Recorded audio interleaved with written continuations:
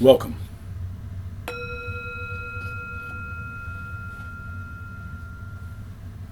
Welcome to Touching the Edge. My name is Drake, and I'm so grateful for you joining us today. I'm grateful for you joining us because I am committed to exploring happiness and how it can exist in a world like the world that we live in. And I would suggest that joy and happiness are part of what we need in order to face what's going on in the world and actually be a bridge to the world becoming a better place. I was kind of struck recently by the things that have been going on and the sort of charge that people get when they are thinking that something bad is happening to someone that they think is bad. It reminds me of reaction videos. I enjoy watching reaction videos to movies that I know well. And when the bad guy is finally getting their just due, and usually it's like they're getting beaten up by the good guy or something bad, or maybe the bad guy or the monster is killed, and people get so charged and they get so excited about it. But it reminds me, again, I've talked about this in the past, this whole thing with zombie movies. We have this proliferation of zombie movies and zombie TV shows. And so the zombie TV shows, they always have a formula. The zombies are those guys, and we are us. We are the humans, and they are the zombies. If one of us gets infected and becomes a zombie, they're no longer human. And what ends up happening throughout the course of the movie is that the good people are, brutalizing the zombies and getting really excited. Really, most of the movie is the violence that's happening, perpetrating upon the zombies, or sometimes the zombies doing something to one of the humans. And I just want to say to you that this is something I feel is really speaks to the human consciousness right now. We have a huge sense of division, a huge polarization.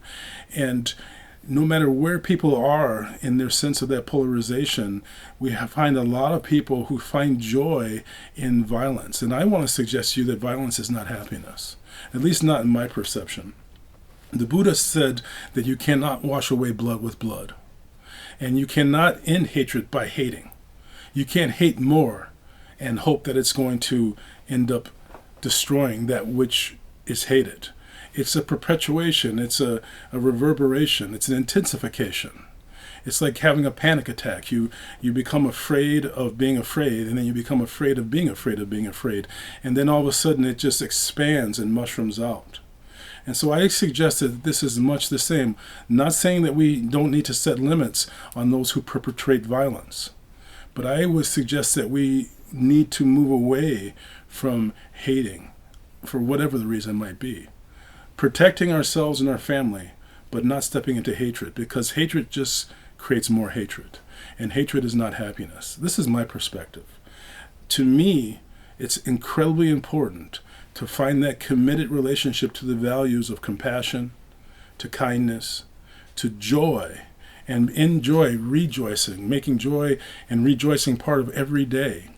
And stepping into that relationship to positive indifference, meaning loving your life exactly as it is. Please remember that anyone that you have in your life that you really, really don't like, no matter how much you don't like them, that individual or that group, they are part of your life.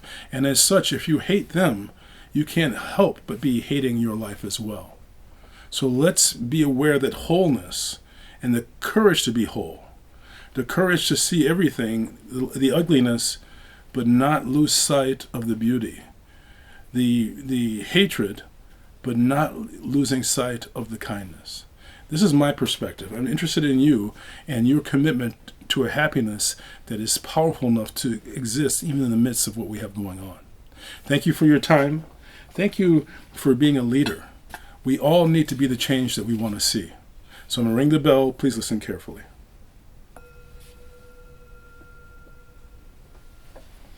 I thank you for your time. I bring my hands together and I bow. And I bow to all of those who are the peacemakers. And I bow to the victims of violence. Namaste. Thank you.